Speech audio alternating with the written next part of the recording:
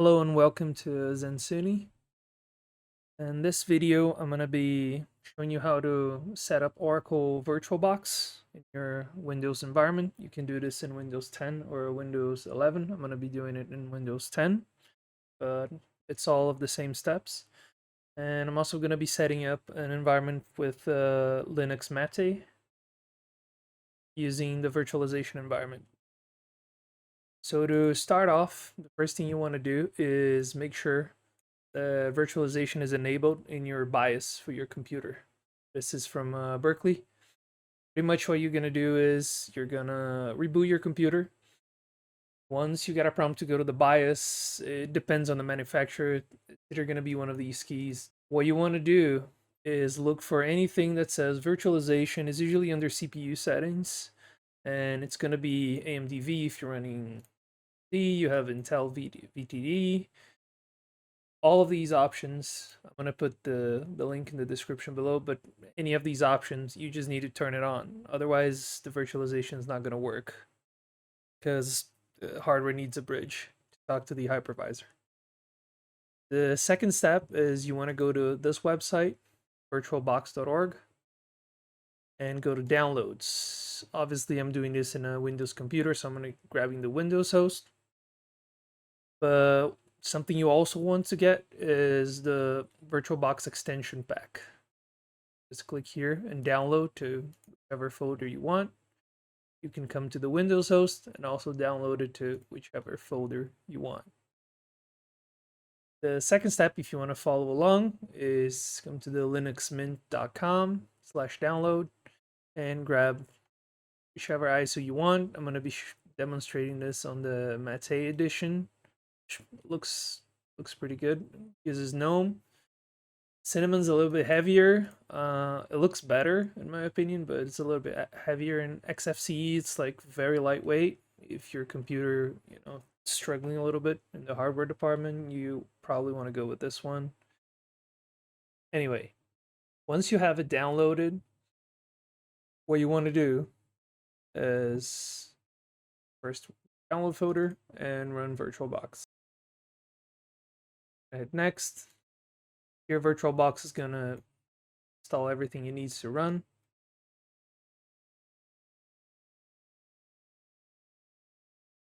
You can just hit next and install on everything. Doesn't take too much. VirtualBox is really good if you're a beginner to virtualization, and also it's free. The other option would be VMware Player if you're on Windows, but VMware Player is very limited if you're not paying the license. So I would just stick with VirtualBox. So here we have the VirtualBox Virtualization Manager. Yours is probably going to look exactly like this, maybe a couple of differences.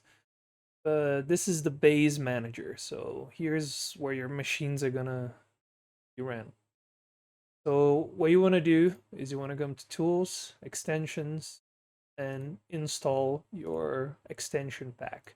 The extension pack lets you do like copy and paste from your Windows host to the Linux or whichever virtual machine you're running. It lets you do full screen. It's a lot of quality of life. So once you have it installed, you're pretty much done with VirtualBox itself, the installation. So what you want to do now is if you downloaded the ISO, we're going to come to Machine and a New. We're going to do a new machine. If you do add, it's going to want a VDI, which is a machine that's already built, right? So if you have a machine that's already built, you can do that. But we're doing one from scratch. So I'm going to call this Linux Mate. This folder is where your virtual machines are going to be stored. You can whichever folder you want here, really. I'm going to be going to my ISOs, set up my ISO here. Already knows it's Linux. I'm going to skip the unattended installation because I want to go through the steps. So here's going to ask how much of your hardware you want to give the virtual machine. The way a virtual machine works when you're using it like this, which is a type 2, which is on top of your operating system, it wants to share the resources with your operating system. So here's asking, look, you have 16 gigs of memory. How much do you want to give me so I can run? 2 would be the minimum, I'd say, but 4 is it's decent. I'd go with 4 for my setup. If you have lower, you go with lower as long as you can run. Linux doesn't ask that much. If you're running a Windows, it's probably going to be 4 at least. And here, how many processors you want to give it. I'm just going to give this one, since just for demonstration purposes. But if you have more CPUs, you can give. Here's your virtual hard disk. VirtualBox and most virtualization environments are gonna do dynamic allocation, which means it's gonna ask for a value here, but it's not gonna allocate it immediately. It's not gonna take 25 gigs from your space. It's gonna slowly fill that out, and as it's filling, it's gonna get more space. So it's not like 25 gigs all at once. So here's your summary, everything that you just selected, and you can do finish, and you're gonna come to this screen. This is your launch screen where you can set up most things. One thing that I'd say, you can go here, settings. For display, I like to bump this up to 128 megabytes. This is your video memory from your view, right? You can do more than one monitor here also if you want. One other thing that I'd say you can take a look at is your network. Here is going through NAT, right? So it's in my network, but it's going to be translated to another address. You can do a bridged adapter, which is just going to put this in your home network. I do not recommend this because if your machine gets infected or it's vulnerable or is attacked, it has access to your network, right? So it's not very secure. And the other thing you can do is a net network. This is very interesting. If you want to do a lab, let's say if you want to do an Active Directory lab, but if you want to set that up, let's say 2 machines in a Windows server, you can put this under a net network and make them all in the same network, separated from your home network. So it's pretty good for that. I would just stay with NAT for now. That's fine. And then we can just launch it.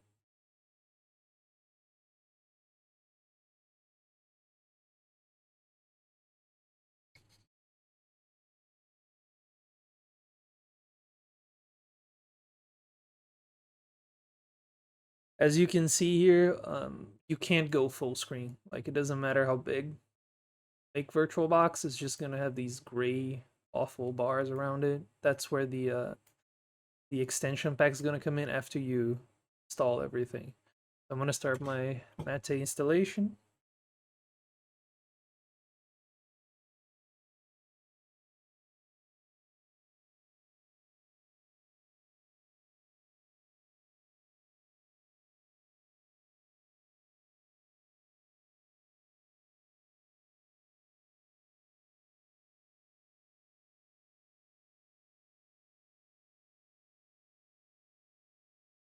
So the way Linux Mint works is it lets you play around with the operating system for a while to see if you like it, if you want to install it. You can mess around with this the way it is if you want to take a look. But if you actually want to install, you're gonna click here, install Linux Mint.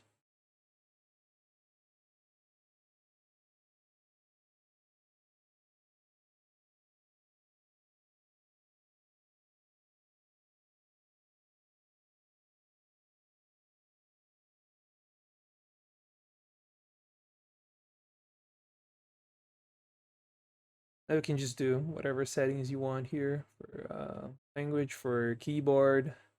I'll be looking for Portuguese. Portuguese.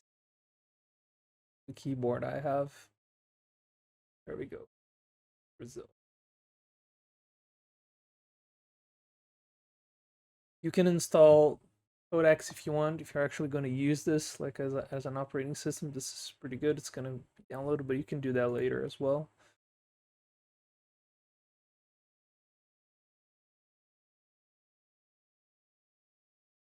Here is just gonna do the formatting and all the partitioning needed for the operating system to work.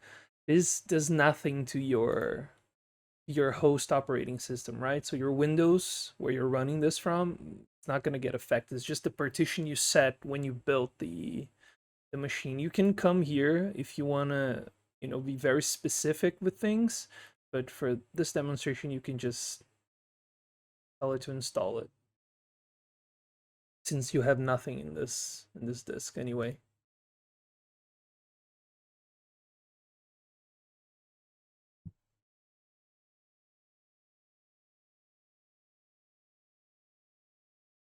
This is just whatever name you want. I like Dune. I'm gonna put a name from a Dune character.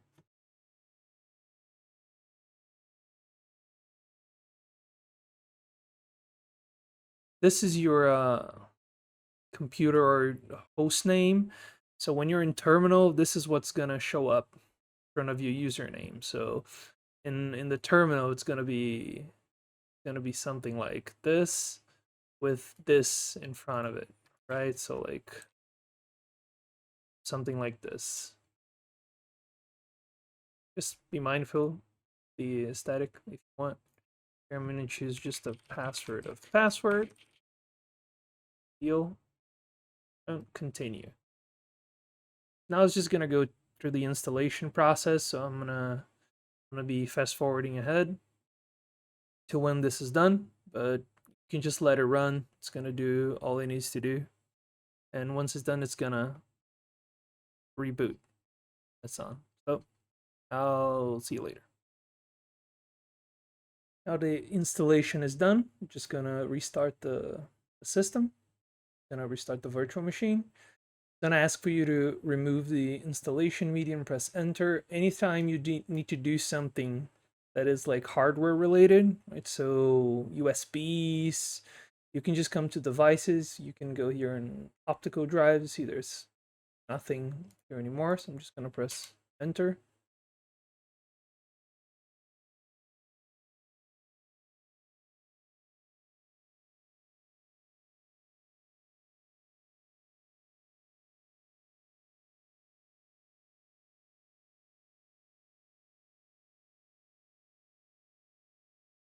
So here we have our Linux Mint session. You can just put the password you chose, and it's gonna boot you. And it's literally just an operating system. It's a Linux system. It's just inside of your Windows system. It's actually like if it was a computer. So you can take a look at this if you want. I'm just going to show you how to use the extension pack so it doesn't, say, get those gray bars. And if you want to full screen it, you can actually full screen it. So what you want to do is come to Devices and insert Guest Edition CD image. This is going to mount it to the Linux system. See the CD popped up there. Usually, depending on the ISO you chose or the instance of Linux, when you double click this, it's just gonna show a text file.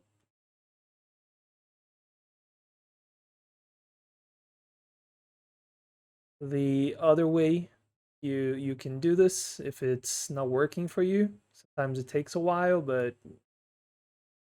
VirtualBox is a little bit iffy with a couple of ISOs. What you can do is just right click this, open in terminal, right? I'm just gonna do a list to see everything that's in here, and then you can do this command, box.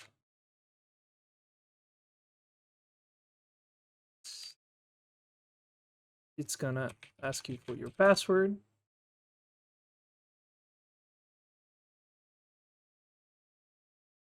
And it's just installing and getting everything ready for the guest edition.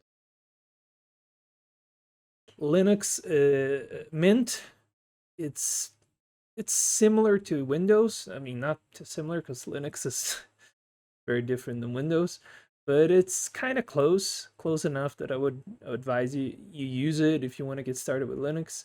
But you will find very quickly that in Linux, anything you do in the terminal is usually a little bit cleaner, a little bit quicker. So I'd advise getting familiar with it. It's not that big of a deal. But as you can see, it already ran and it started adjusting my screen. You see how it's adjusting? Now you can just run full screen if you want. All of your VM VirtualBox related settings will be up here: file, machine, vil, input, devices. The rest is your Linux operating system. If you want to do an input from your keyboard inside here, so Control Delete, you can do it from here. But this is pretty much it. You're all set up now. The only thing I would say is if you actually want to run this, if you just used it to follow along and you're done, you can just go ahead and remove it or delete it from your VirtualBox. But if you actually want to run it, I would advise you to run this command here, which is sudo apt update. This is going to update the repositories for your Linux, because the way Linux works, it doesn't have like Windows, right, where you just have to go and download from the web every single update, and it does like those update checks automatically and keeps restarting your computer. You have to go to the repositories through the packet manager, which is apt for this instance of Linux, and get it. Now that it's all updated, you can do a sudo apt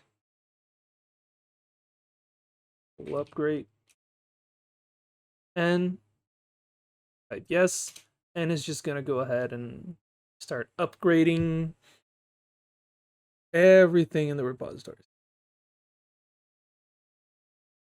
I'm just going to cancel this out for now, since I'm going to be removing this machine.